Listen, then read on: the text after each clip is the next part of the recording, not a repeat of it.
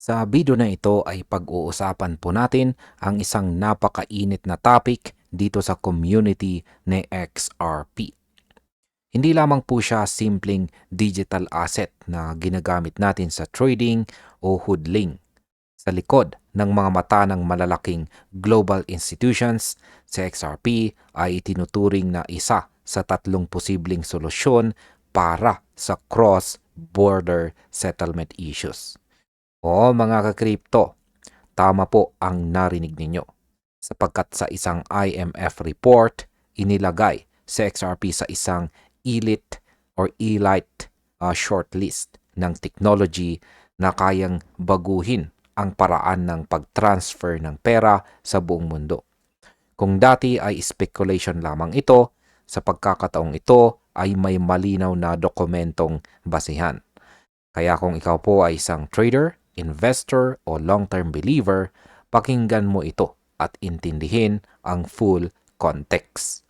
Sapagkat ito ang report na maaaring magpabago ng financial infrastructure sa susunod na dekada.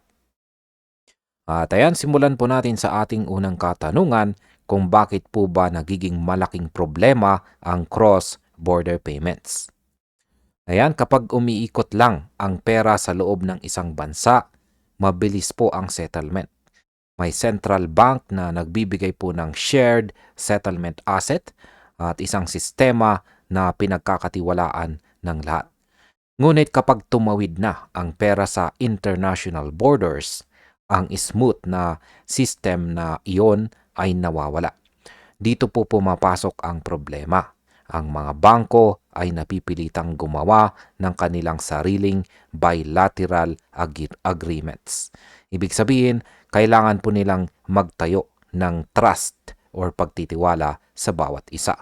Para mag-settle, maliban po dyan ay mag-settle ng rules, compliance at mag-manage ng counterparty risk.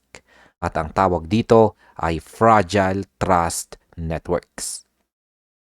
At ang resulta po niyan ay mataas na fees, delayed na transactions, minsan tumatagal pa ng ilang araw at ang pinakamasaklap ay maraming developing countries ang hindi po makasabay. Hindi po ito dahil kulang sila sa users o pera, kundi dahil ang kasalukuyang sistema ay ginawa para sa mga malalaking bangko na may access sa liquidity, correspondent networks, at political alignment. Ganito kahirap ang global payments ngayon. Kapag ang user ay nagpapadala ng pera sa cross-border, hindi lamang simpleng click send ang nangyayari. May chain of intermediaries na nag-a-assess ng credit exposure, nagpapasok ng manual approvals at nagtatranslate ng currency. Kaya po mahal at mabagal ang proseso. Dito po nagsimula ang IMF na maghanap ng solusyon. Ngayon ay ano po ba ang role ng tokenization para masolusyonan ito? Sa point of view ng IMF, ang digital tokens ay may ibang class ng use case. Dahil ito ay gumagalaw sa shared ledgers, hindi kailangan ng complex na bank-to-bank credit structures. Kapag hawak ng isang user ang token, siya mismo ang may-ari.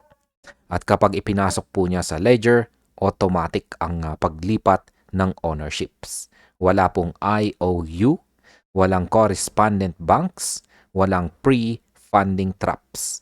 Pero hindi po ito magic. Ang tokenization ay may bagong responsibilidad.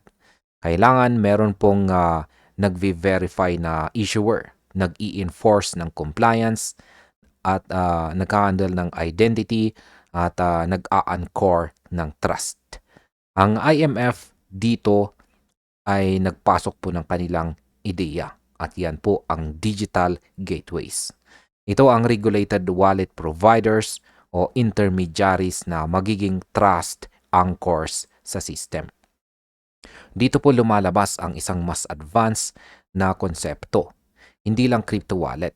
Ito ay regulated entity na accountable at may legal clearance para mag-bridge sa mga users at sa settlement layer. Sa global market model na sinasabi ng IMF, ang mga users ay makakapaglipat ng pera across currencies basta't nagtitiwala ang gateways sa underlying token.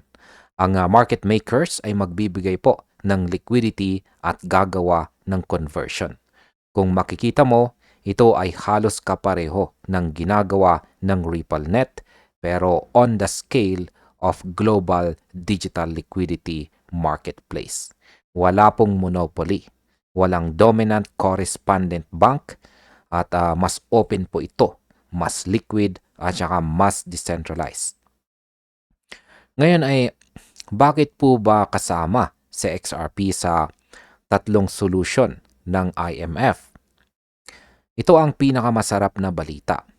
Hindi lang nabanggit si XRP, tinukoy siya mismo bilang model of private settlement asset paired with a dedicated payment network. Ang IMF document noong March 2023 ay nagbigay po ng tatlong settlement frameworks. Una, sa XRP, dahil siya ay may purpose-built network para sa cross-border settlement. Hindi po siya meme coin, hindi siya passive store of value. Siya ay ginawa para sa payments. Ang pangalawa ay ang Stellar. Isa naman po itong open source model na halos kapatid na technology. Pangatlo ay ang system gamit po ang unbacked crypto paired with a payment layer gaya po ng Strike na umaasa po sa Bitcoin at saka Lightning Network. Dito mo makikita ang nuance.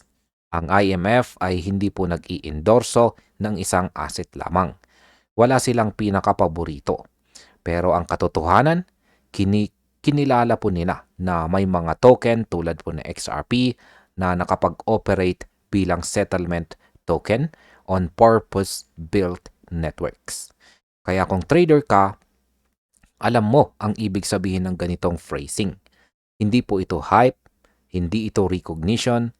Para sa institutional world, bago mag-invest, bago mag-integrate, kailangan muna ng paper trail. Kaya ang IMF paper na ito ang siyang naglagay kay XRP sa mapa ng institutional viability. Ngayon ay ano naman po ang market impact nito para sa atin or para po sa buong crypto community. Kung ikaw po ay holder, ang ibig sabihin nito ay humahaba ang runway ng project. Kung ikaw ay trader, ibig sabihin lumalabas po ang narrative na magdadala ng institutional interest sa mga susunod na taon. Kung ikaw ay enterprise o fintech business, makikita mo na si XRP ay hindi lamang speculative token. Siya po ay settlement infrastructure. Kapag lumaki po ang narrative, lumalakas ang liquidity. Kapag lumalakas ang liquidity, dumadami ang on-demand usage. Kapag dumami ang usage, lumalayo tayo sa price speculation at papunta po tayo sa real-world utility. Ito po ang cycle na gustong makita ng IMF at ng mga nasa global payments sector. Hindi po nila gustong pumusta sa hype. Gusto nila ang asset na may network, may liquidity corridors, may ecosystem, may compliance, at kayang mag-scale ng walang central bank approval bawat border. At bilang panghuli, ay ano naman ang aking masasabi tungkol dito?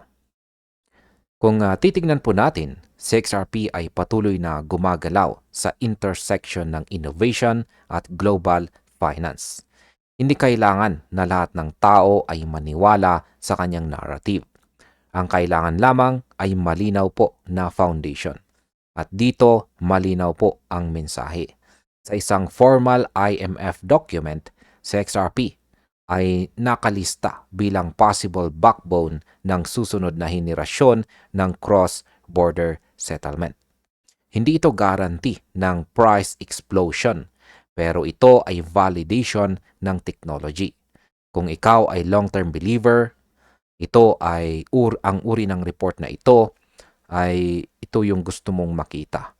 sapagkat hindi po ito puro hype, kundi institutional literature na kaya pong magbago ng landscape. At ayan, hanggang dito na lamang po tayo sa video na ito mga ka-crypto. Maraming salamat sa panunood.